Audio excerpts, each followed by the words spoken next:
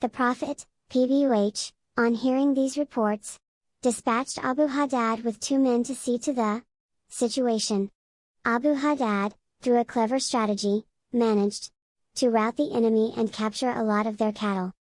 Zad al-Ma'ad 2 149, 150, Ramad al-Alamin 2 229, 230, Mutasar Sirat al-Rasul p. 322-324, the compensatory, Umrah Lesser Pilgrimage Windle Qa the month approached, towards the close of the 7th year of age, the Prophet, PBUH, ordered his people, and the men who witnessed al-Hudaybiyah, truce treaty in particular, to make preparations to perform Umrah, Lesser Pilgrimage. He proceeded with 2,000 men besides some women and children, Fathulbari 700, and 60 camels, for sacrifice, to visit the holy sanctuary in Makkah. The Muslims took their weapons with them, fearing the treachery of the Qurayshites, but left them with a party of 200 men at a place some 8 miles from Makkah. They entered the city with the swords in their scabbards, Zad al-Ma'ad 2 151, Fathulbari 700, with the Prophet, PBUH, at their head on his she-camel, al-Qaswa, while the surrounding companions attentively focused their look on him, all saying, "Here I am. At your service, O Allah." The Qurayshites had left the place and retired to their tents on the adjoining hills. The Muslims performed the usual circumambulation, vigorously and briskly, and on recommendation by the Prophet, PBUH, they did their best to appear strong and steadfast in their circumambulation, as the polytheists had spread rumors that they were weak because of the fever of Yathrib, Medina, had sapped their strength. They were ordered to run in the first 3 rounds and then walk in the remaining ones. The Makkans meanwhile aligned on the top of Quayqan Mount watching the Muslims, tongue-tied at witnessing their strength and devotion. When they entered the holy sanctuary, Abdullah bin Rawaha walked before the Prophet, PBUH, reciting, "Get out of his way, you disbelievers, make way, we will fight you about its revelation with strokes that will remove heads from shoulders and make friend unmindful of a friend." After ritual walking and running between the 2 hills of Makkah, Safa, and Marwa, the Prophet PBUH, with the Muslims halted at the latter spot to slaughter the sacrificial animals and shave their heads. The main body of the pilgrims had now performed the basic rites of the lesser pilgrimage, but there remained those who were entrusted the charge of the weapons. The Prophet had these relieved, and they went through the same devotions as the others did. On the morning of the 4th day of the pilgrimage, the notables of Quraysh asked Ali bin Abi Talib to tell the Prophet, PBUH, to leave Makkah along with his companions. He, of course, could not conceive of violating the terms of the Al-Hudaybiyah treaty, therefore he ordered his men to depart for a village called Sarif, where he stayed for some time. It was during this visit of the Prophet, PBUH, to Makkah for pilgrimage that his uncle Abbas offered the hand of his sister-in-law, Maymunah, the daughter of Harith, to him. The Prophet, PBUH, was kind enough to accept this offer since it was an effective step towards cementing the ties of relationship between the Prophet, PBUH, and the influential men of Makkah. The wedding took place in Sarif. Zad al-Ma'ad 2 152, narrators attached different designations to this lesser pilgrimage. Some called it the compensatory lesser pilgrimage, performed instead of that uncompleted of Hudaybiyah, and the other one, given preponderance by jurists, is the lesser pilgrimage consequent on certain terms of a treaty already agreed upon. On the whole, compensatory, judicial consent, retribution and reconciliation are all terms applicable to that visit. Some military operations, directed against some still obdurate desert Arabians, took place at the conclusion of the lesser pilgrimage, of which we could mention: 1. A platoon of 50 men led by Ibn Abi al-Aya was dispatched by the Prophet, PBUH, to the habitations of Bani Salim inviting them to embrace Islam, but all the words fell on deaf ears. Fierce fighting erupted between both parties, during which the Muslim leader was wounded, and 2 of the enemy were captured. 2. Ghalib bin Abdullah at the head of 200 men was dispatched to Fadak, where they killed some rebels and a lot of booties fell to their lot. 3. Banu Qurayza had gathered a large number of men to raid the Muslim positions. On hearing the news, the Prophet, PBUH, dispatched Ka'b bin Umair al-Ansari at the head of 15 men to deal with this situation. They encountered the army and called them to enter into the fold of Islam, but the rebels gave a negative response and showered the Muslims with arrows, killing all of them except one, who was carried back home later seriously wounded.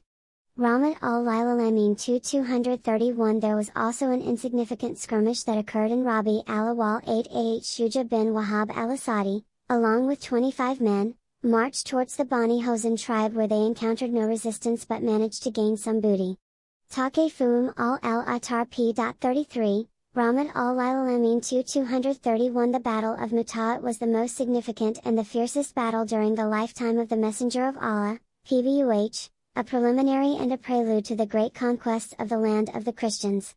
It took place in Jamada al-Ula 8 September 629 AD. Muta'at is a village that lies on the borders of geographical Syria. The Prophet, PBUH, had sent al-Harith bin Umair al-Azadi on an errand to carry a letter to the ruler of Bizra.